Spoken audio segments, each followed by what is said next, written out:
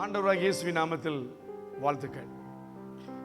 இன்று உலகம் முழுவதும் எல்லா இடங்களிலும் எல்லா கிறிஸ்தவர்கள் வாயிலிருந்து வரக்கூடிய ஒரு வார்த்தை இன்றைக்கு இருக்கும் என்றால், இந்த நேரத்தில் இருக்கும் என்றால், அது சிலுவை தானம், இயேசுவினுடைய மரணம்.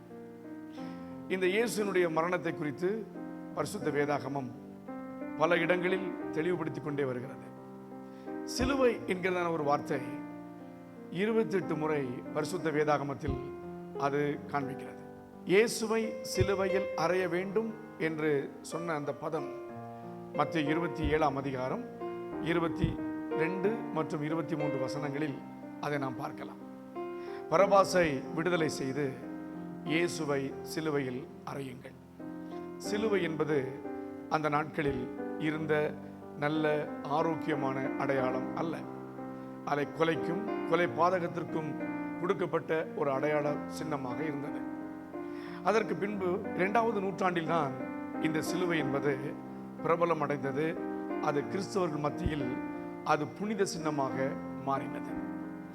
சிலுவை என்பது தேவன் தன்னை காண்பிக்கும் இடம் மாத்திரமல்ல, பரபாசை விடுதலை செய்து இயேசுவை சிலுவையில் அறையுங்கள் என்பது substitute, the substitutionary act of Christ.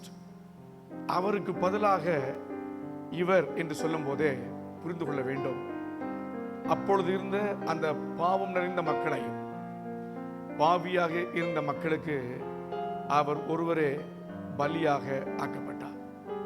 இதிலிருந்து நாம் அறிந்து கொள்ள வேண்டிய சத்தியம் என்னவென்றால், இயேசு ஒரு மனிதனுக்காக மாத்திரமல்ல, ஒரு பெரும் ஜனக்கூட்டத்தினுடைய பாவத்தை மன்னிப்பதற்காக இந்த உலகத்தில் வந்த தேவகுமாரன். அந்த இயேசுவை நாம் எப்படி கொண்டாட வேண்டும் என்றால், நான் இருக்க வேண்டிய இடத்தில் என் பாவங்கள், என் குற்றங்கள், என் மீறுதல்கள் எல்லாவற்றையும் இயேசு மன்னித்தார். எனக்கு மன்னிப்பு உண்டா? ஆம், நிச்சயமாக உங்களுக்கு மன்னிப்பு உண்டு. சிலுவையில் ஏறின, சிலுவையில் அடிக்கப்பட்ட இயேசுவானவர் இன்றைக்கும் உன் பாவத்தையும் சாபத்தையும் மன்னிப்பதற்கு விடுதலை கொடுத்த ஆண்டவராக இருக்கிறார். சிலுவை என்பது அவமானத்தின் அடையாளம் அல்ல, சிலுவை என்பது ஆசீர்வாதத்தின் அடையாளம்.